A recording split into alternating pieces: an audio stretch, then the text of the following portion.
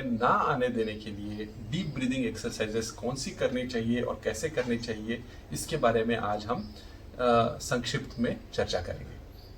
So deep breathing exercises जो हैं हमारे योगिक प्रोसेस में बहुत महत्वपूर्ण कही गई हैं। डीप ब्रीदिंग से सिर्फ लंग की वाइटल कैपेसिटी ही नहीं बढ़ती, बल्कि पूरी बॉडी जो है ऊर्जावान और तेजस्वी बनती है और मन की शांति भी डीप ब्रीदिंग से हमें मिलती है। आइए देखते हैं डीप ब्रीदिंग कैसे कर। ब्रीदिंग हमारा जो होता है ये लंग्स के एक्सपेंशन से होता है और लंग्स हमारे दो तरीके से एक्सपैंड करते हैं, एक बाहर की तरफ और एक नीचे की तरफ। एब्डोमिनल ब्रीदिंग, जिसमें हमारा जो डायाफ्राम जिस पर ये लंग्स बैठे हुए हैं, उस डायाफ्राम को नीचे पुश करने से हमारा जो लंग्स को नीचे की तरफ जाने से एक नेगेटिव प्रेशर, जैसे हम सिरिंज में कैसे हम पिस्टन को पीछे खींचते हैं तो सलाइन अंदर आ जाती है या दवाई सिरिंज के अंदर आती है, उसी तरह से हम जब डायाफ्राम को नीचे की तरफ पुश करते हैं तो हवा जो है लंग्स के निचले हिस्सों में पूरी तरह से भर जाती है। फिर हम उसी एयर को, चेस्ट को जो है बाहर की तरफ भी चेस्ट में एक्सपेंशन करेंगे। तो लंग्स के सारे हिस्सों में डीप ब्रीदिंग की वजह से हवा का जो है एंट्री होगा। जितना हम नेगेटिव प्रेशर क्रिएट कर सकेंगे अपने चेस्ट कैविटी में, उतना जो है लंग एक्सपैंड होगा और उसकी वाइटल कैपेसिटी इंप्रूव होगी। और हम रोज अगर इस तरह से डीप ब्रीदिंग कम से कम आधा घंटा करें तो हमारे लंग की वाइटल कैपेसिटी जो एज के साथ या मोटापे की वजह से अफेक्ट हो रही है या कोरोना के बाद इसमें फाइब्रोसिस की वजह से अफेक्ट हो रही है, इस को हम प्रिवेंट कर सकते हैं। तो डीप ब्रीदिंग का तरीका जो है, पहले आप एक ऐसे पोजीशन में बैठें जिसमें आप सहज हों, जिसमें आप लंबे टाइम तक बैठ सकें। तो कई लोगों के लिए सुखासन, माने आप जैसे नॉर्मली बैठते हैं वो सुखासन हुआ, या जिसमें आप वज्रासन, माने इस तरह से, तो जिसमें भी आपकी बैक ज़्यादा से ज़्यादा स्ट्रेट हो और आप लंबे टाइम तक बैठ सकें, उस आसन में आप बैठ जाइए। जिन लोगों के लिए फ्लेक्सिबिलिटी ठीक है और वो पद्मासन में बैठ सकते हैं, पद्मासन में बैठना या सिद्धासन में बैठना भी बैक को बहुत अच्छी तरह से स्ट्रेट रख सकता है। ये पद्मासन हुआ। तो आप एक आसन जिसमें आप लंबे टाइम तक बैठ सकें, अपने बैक को इजीली स्ट्रेट रख सकें, उस आसन में आप बैठिए। उसके बाद जो है डीप ब्रीदिंग में आपको पहले सांसों को एब्डोमेन में भरना है। तो सिर्फ एब्डोमेन में नहीं, कुछ लोग कहते हैं कि चेस्ट में भरना है, कुछ लोग कहते हैं एब्डोमेन में भरना है।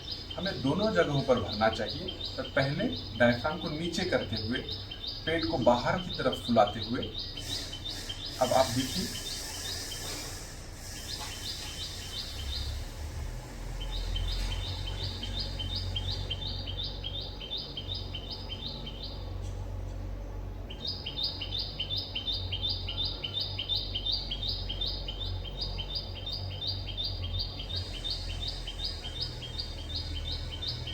तो मैंने क्या किया, पहले पेट को फुलाया, सांसों को अंदर लिया, फिर उसी सांस को जो है चेस्ट में पूरी तरह से भर लिया, फिर कुछ देर के लिए आयाम माने होल्ड किया। तो होल्ड करना बहुत ज़रूरी है। जितना टाइम आप, और ब्रीदिंग बहुत स्लोली होनी चाहिए। आप अगर फास्ट लेना चाहेंगे तो उतनी वाइटल कैपेसिटी यूज़ नहीं होगी। तो प्रिंसिपल है कि आप स्लोली लें, अंदर स्लोली लें। जितना टाइम आपको अंदर लेने के लिए लगा, उससे 2 से 4 गुना टाइम तक आप सांस को होल्ड रखें और फिर स्लोली बाहर छोड़ें। ये डीप ब्रीदिंग आप रोज करने से आपकी लंग्स की वाइटल कैपेसिटी इंप्रूव होगी और एज के साथ या मोटापे के साथ या कोरोना की वजह से जो वाइटल कैपेसिटी अफेक्ट हो रही है, वो ये नहीं होने देगी। ब्रीदिंग के दूसरे जो तरीके हैं, जो हम कॉमनली अनुलोम विलोम या नाड़ी शोधन प्राणायाम के नाम से जानते हैं, वो भी बहुत कारगर है। ना ही आपको लंग कैपेसिटी इंप्रूव करेगी, बट आपके मन को भी बहुत शांति देगी। तो अनुलोम विलोम के लिए आपको जो है, अगेन हर इसमें जो है स्ट्रेट बैठना बहुत इम्पोर्टेंट है। स्पाइन स्ट्रेट सीधी होनी चाहिए। आप ध्यान मुद्रा में लेफ्ट हैंड को रखिए और विष्णु मुद्रा में राइट हैंड को रखिए। सो ये जो मुद्रा है जिसमें आपके ये बाहर के 2 फिंगर्स आउट हैं, ये 2 फिंगर्स डाउन हैं, इसको विष्णु मुद्रा कहते हैं। आप थंब से जो है राइट नॉस्ट्रिल को बंद कर लीजिए और लेफ्ट नॉस्ट्रिल से डीप ब्रीदिंग।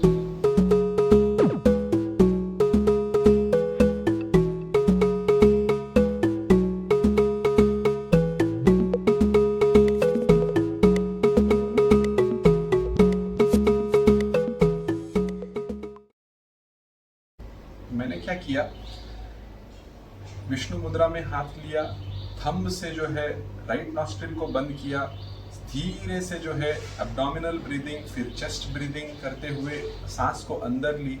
फिर जितना टाइम सांस को अंदर लेने के लिए लगा उससे 2 से 4 गुना टाइम तक सांस को होल्ड रखा और फिर धीरे से जो है दूसरी नॉस्ट्रिल से, माने अंदर लेने के लिए लेफ्ट नॉस्ट्रिल से लिया, फिर लेफ्ट नॉस्ट्रिल को बंद करके राइट नॉस्ट्रिल से जो है पूरी सांस को धीरे धीरे धीरे बाहर की तरफ छोड़ दिया। चेस्ट से फिर एब्डोमेन से पूरी सांस बाहर गई। फिर आप ये साइकिल रिपीट कर सकते हैं। जिस साइड से आपने छोड़ दिया उस साइड से आपको अंदर लेना है और दूसरी साइड से छोड़ना है।